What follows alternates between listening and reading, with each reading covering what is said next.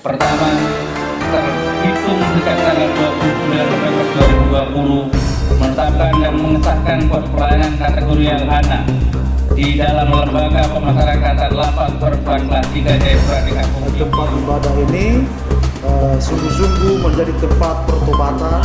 Untuk nama Hana ini adalah satu inspirasi dari kehidupan saya secara pribadi. Saya mempunyai anak yang bungsu yang bernama Hana.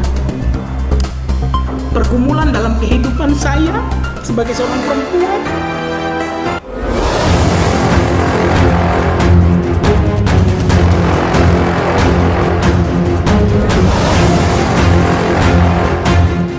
Pos pelayanan Hana, Lapas Perempuan kelas 3 Jayapura, Gereja Kristen Injili di Tanah Papua yang ke-1945 diresmikan. Gereja Kristen Injili di Tanah Papua, anggota Persekutuan Gereja-Gereja di Indonesia, Klasis Kerom, Pos Pelayanan Hana yang ke-1945 Lapas Perempuan Jayapura diresmikan hari ini, 29 November 2020.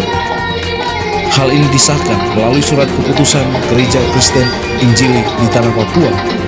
Pelaksanaan peresmian diawali dengan ibadah syukur. Sebelum resmi digunakan, Gereja Pos Pelayanan Hana dilaksanakan prosesi pembukaan tirai papan nama Pos Pelayanan Hana yang dilakukan oleh Kepala Kantor Wilayah Kementerian Hukum dan HAM Papua.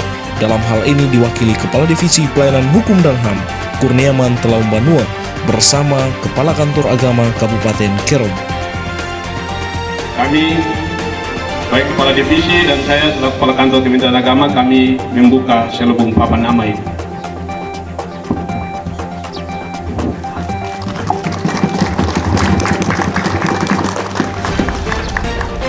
Terima kasih. Usai pembukaan tirai papan nama dilangsungkan, juga pengguntingan pita depan pintu masuk gereja oleh Kepala Divisi Pelayanan Hukum dan HAM Kurniawan Telaum Banua mewakili Kakanwil Kemenkumham Papua.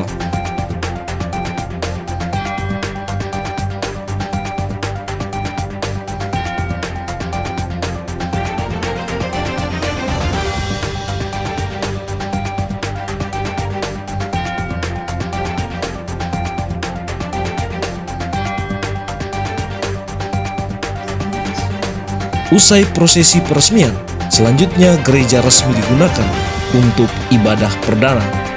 Diperkirakan jemaat dan tamu undangan yang hadir sekitar 300 orang turut menyaksikan peresmian Gereja Pos Pelayanan Hana yang ke-1945 beralamat di Jalan Kampung Biobiosi, Bate, Distrik Arso, Kabupaten Kerom, Papua.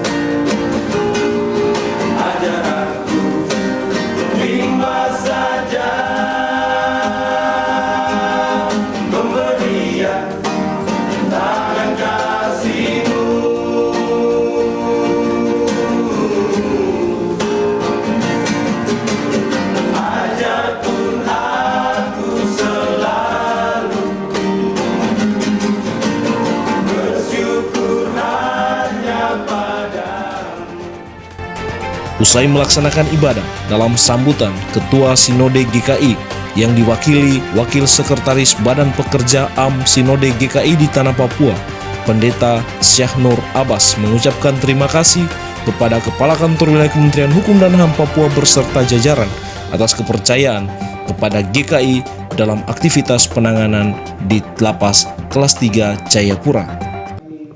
Yang atas nama Badan Sinode secara umum GKI di Tanah Papua, kami menyampaikan terima kasih dan hormat untuk kepercayaan kepada GKI dalam seluruh penanganan aktivitas pelayanan di tempat ini.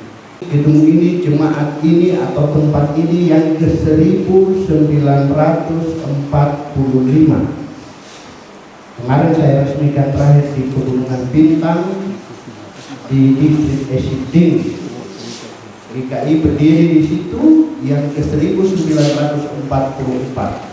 Hari ini di sini 1945 dan Sanur Abbas menceritakan pengalamannya dalam merintis gereja di lembaga pemasyarakatan. Ia berharap agar itu diteruskan karena pernah mempunyai pengalaman ketika pimpinan lapas berganti.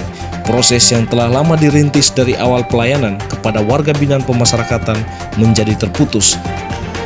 Sementara itu, dalam sambutan Kepala Kantor Wilayah Kementerian Hukum dan HAM Papua yang dibacakan oleh Kurniawan Telaum Banua mengatakan dalam Undang-Undang Nomor 12 Tahun 1995 tentang Pemasyarakatan dalam Pasal 14 Ayat 1A menyebutkan narapidana berhak melakukan ibadah sesuai kepercayaan yang dianut. Ada satu hak saja yang dirampas oleh negara bagi warga binaan pemasyarakatan, yakni hak kebebasan.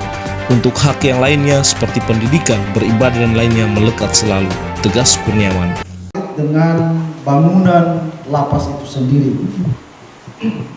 merupakan tempat di mana warga binaan yang beragama Nasrani akan melaksanakan ibadah. Dalam Undang-Undang Nomor 12 Tahun 1995 tentang Pemasyarakatan dalam Pasal 14 Ayat 1A menyebutkan bahwa narapidana atau warga binaan pemasyarakatan berhak melakukan ibadah sesuai dengan kepercayaan yang dianut. Hanya satu, adalah hak kebebasan. Hak yang lain harus diberikan. Hak pendidikan, hak beragama, hak berkomunikasi itu diberikan. Jadi hanya satu hak saja yang dirampas dalam rangka pembinaan. Dengan ibadah. Peresmian dan pentabisan pos pelayanan HANA di Lapas Perempuan merupakan salah satu program pembinaan kepada WBP atas kesalahan yang dibuat untuk berubah selama menjalani masa pidana di tempat ini. Kita berharap warga binaan kita ini keluar dalam posisi hidup baru setelah dibina di lapas ini, tegas Kurniawan.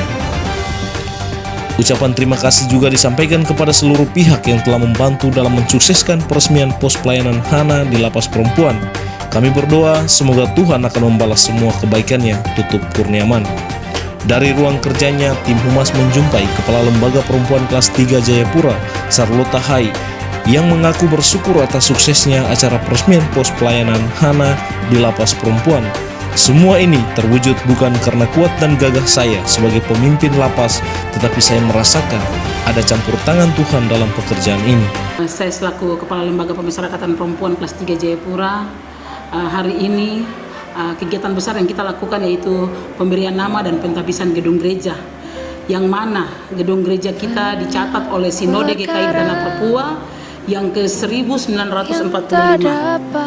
Saya selaku pimpinan juga, saya tidak tahu persis bagaimana bisa tercatat sampai 1945, tetapi saya sudah mengambil satu keputusan yang saya sendiri menganggap ini suatu hal yang luar biasa. Itu bukan karena kuat dan gagah saya selaku pimpinan lembaga pemasyarakatan, tapi saya rasa ada campur tangan Tuhan dalam pekerjaan ini. Kenapa saya bilang campur tangan Tuhan? Yang hanya kita rencanakan dalam kurang lebih 3 bulan setelah saya menyurat ke Basis Kabupaten Kerom untuk pelayanan pembinaan di dalam, dan mereka sangat merespon.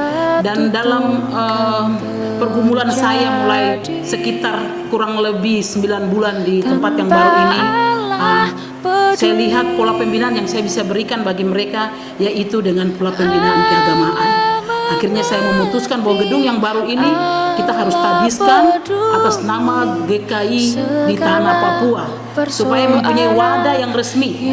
Kenapa wadah yang resmi? Karena mungkin di Indonesia gereja atau oikumene kita punya wadah itu tidak resmi. Tetapi kalau GKI punya wadah yang resmi yaitu klasis dan sinode.